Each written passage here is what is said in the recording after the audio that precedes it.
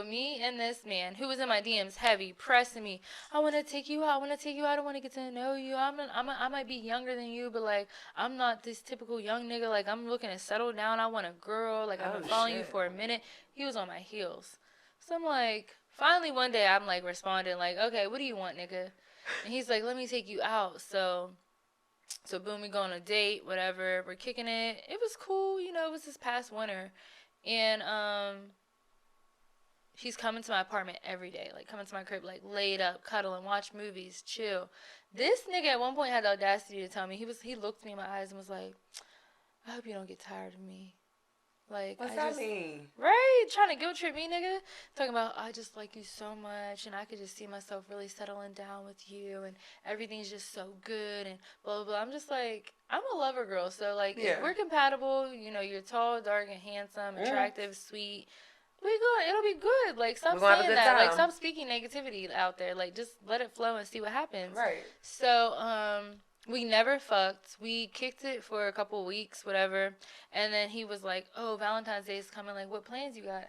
I'm like, nigga, you know I'm single. I don't have no Valentine's Day plans. Like, what do you mean? And he's like, all right, well, we going to spend Valentine's Day together. Like, we going to have a good time. Like, okay. I want to spoil you. Okay. My bad, I said okay too I'm going to take out a couple of details because people might be able to narrow it down to who he is. I'm weak. So, long story short, all I'm going to say is I went to his game. And after the game, you know, everything's cool, whatever. He's like, you know, like, come meet me down here at this location after the game where everybody goes after the game. So I go. Okay. And it's cool, you know. He's like, oh, thank you. Like, had a good game, whatever, blah, blah, blah. And he's like, I'm gonna walk you out, and then, like, I'm gonna go with my teammates, and then we'll link back up, and we'll have dinner and stuff tonight, whatever. I'm like, okay, cool, whatever. So, long story short, from that night, never seen that nigga again. How you have me come to your game, ask me just cute, come to your game, blah, blah, blah, meet your peoples, whatever, a few of his peoples, and then just ghost me. Like, literally, when I say this man was sharing his location with me, too. So you're sharing your location with me, and then you go ghost? You're lucky I'm not a crazy bitch that would show up at your house, because I'm too old and too grown for that, so I try to tell him, like, I'm too old for all that. But from that time, literally, like, he went ghost, and then the next day it was like, oh, I'm sorry, I didn't hit you back tonight. Like, I got caught up with my teammates, blah, blah, blah. We got drunk. I passed out after the game, whatever. I'm like, okay, I'm going to give him a chance. No. And Sunday comes, it's, oh, my teammate and his girl are still at my house, and I don't want to just leave them here. If it's your teammate and his girl, like, you don't trust to leave them there? Yeah, like what's the problem? You coming up with excuses. Secondly, I should have known the red flag was me picking up a nigga. You don't have a car. I'm picking you up and coming and going, like... Yeah, that actually... I'm a very humble person, so I don't like to judge a nigga for anything they have. Like, you don't have a car right now. Maybe he got in a bad accident, and he, you know, his insurance couldn't afford him to buy a new car, and he's still figuring shit out. Or maybe he's never had a car. Maybe he don't come from a family like that. Whatever the case is, I try to, you know, be understanding and receptive and just be like, okay, like, that's not the end of the world. Like, I have a car. I have a good job. It's cool. You're not about to drive my shit. No. That's for sure. Okay? Because I have a nice car. You're not about to drive my shit. But I will give you a ride if you need it. Like, I'm not going to be some green-ass bitch that's just like, no, Uber here, find a way. Or, like, if you a bum, you ain't got no car, figure it out. That's what's up with about you. No, I would do the same thing, but I think that's really what's up at the end of the day. Yeah, like, I'm like, that's because I'm saying, like, I feel like women be too selective and picky about some of their standards and stuff, and then you might miss out on a good nigga. So I'm not going to, oh, he doesn't have everything all together right now, I'm gonna overlook him. I'm a person that, like, I can see your potential. I'm getting better at understanding someone's true intentions too.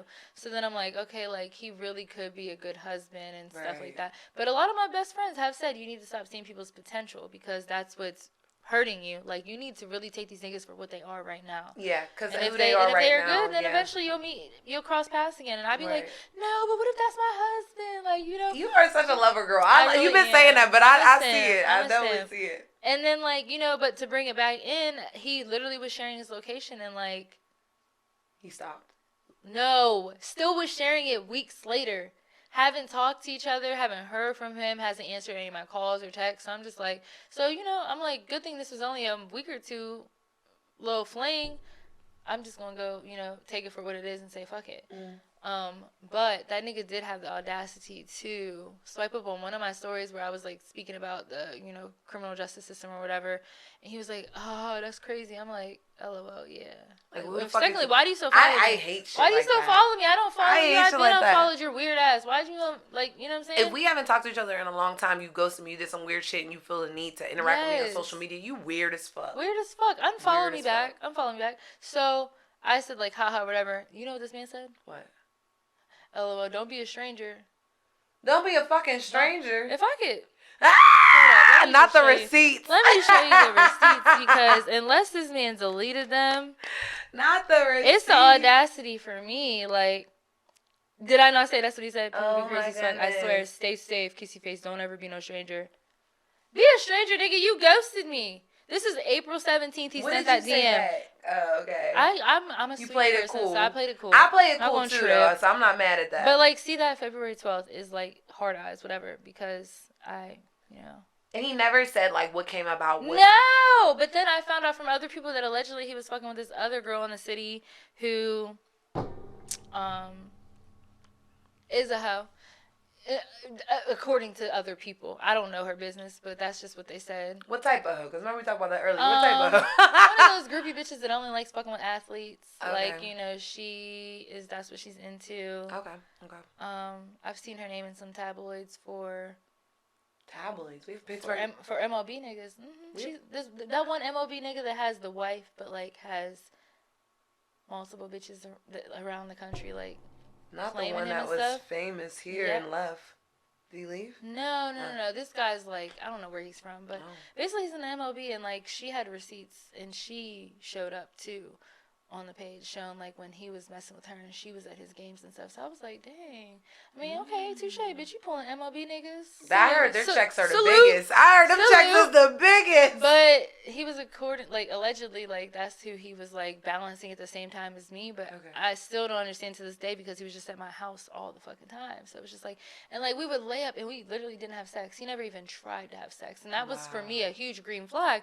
I'm telling my friends like, oh, he hasn't even tried to have sex with me. Like, he's so cool. Well, how many months have went past without him trying to have sex? Oh, no. I mean, this is like our first 2-3 weeks. Okay, yeah, no, that's not bad. So I was like, wow, like this man's not trying to have sex with me, force me or anything. He's really coming over, watching movies, vibing, eating dinner with me. That's it. But long story short, I am glad I did not fuck that nigga. Because I would have fucked him and then he went ghost. Like, that's a waste of a body. Do you feel like, now we are, like, obviously we are out of kind of the story time segment, but I have a question. Because do you feel like fucking a nigga would have made you trip heavier? Oh, yes. I absolutely would have snapped on his ass. If I had gave him my pussy, and you're not calling me back, but I got your location, you're not texting back or anything, you can't say nothing, I'll be outside your house. I'm fucking weak. Okay? See, I'm a little bit different with it. Like, I feel like my thing is, I don't trip on you unless I gave you my heart. I feel, and that might be like, I trip on disrespect. See, if you disrespect me, I'm going to trip. I don't care if my heart's invested. You fucking played. You tried to play me. You're not going to. I'm never going to allow for that. I'm not standing for that. Yeah. You're not going to play me. See, I don't know. Like, I do agree. I trip off of disrespect. But when it comes to sex, sometimes I'd be like, niggas do weird, act weird, do weird, show you different people to get the pussy. They do. And I just now, it's crazy to say that as a woman. I am now about to be 28, and I'm just now realizing that niggas will have a facade. They'll show you one person and act like they're XYZ, and this is what they want, this is what they're on. And then, like, you find out weeks later down the road, whatever, and you're just like, wow, this nigga was a fucking liar. He was a clown. He was a clown. Not a clown. I got fooled, bamboozled. Like, I just... Real shit. No, I agree with that. Like, I 100% stand by it. Like, I feel like when it comes down to it, like, sex, if I have sex with you and you finessed me or whatever you think you did, whatever. The real flex is if you got my heart. Because if you got my heart, now I got to cuss you out. Everybody doesn't get your heart, yeah. Mm-hmm. But I'm going to cuss you out either way. If you got this pussy, I'm cussing you the fuck out. I'm not mad at it. I stand. Like, the fuck? I stand. You really tried it. It'd be me, like, thinking you're really testing my intelligence and thinking I'm a dumb bitch and I'm not dumb. You thought you could play me. You thought you could play me. And you're not going to. So now I got to show you my ass. But you know what I feel like the best payback is? I don't snap on you. You just gonna have to see this flex. Man, that is true. All my friends are telling me I need to work on that because, like, I don't know how to just, like... Actually, I'm getting better at it, but I used to not be able to just let something go and just walk away from it. I had to, like, cuss a nigga out and you gonna feel me. Mm-hmm. And then I'm done. But my friends be like, just don't say nothing to him again. Just like don't text him, don't respond to him. And I'd be like, but no, cause he gonna feel this. React to that. Though. That is true. You'd be surprised how they react. My cousin has told me that too. She's been like, like, you just gotta like not react and just let it go. Fuck you. That is true. Fuck but listen, I'm the same bitch that's caught a flight at like 3 a.m. Like literally 3 a.m. with bitches in my DMs like, yeah, your nigga's cheating on you. He just got drafted, but he's cheating on you already. Why you coming at me? No.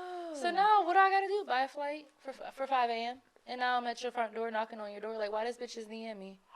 Yeah, I've done pop-ups like that, and I've also drove like 9 hours in the night from West Virginia to Boston to pop up. Not Matt Barnes.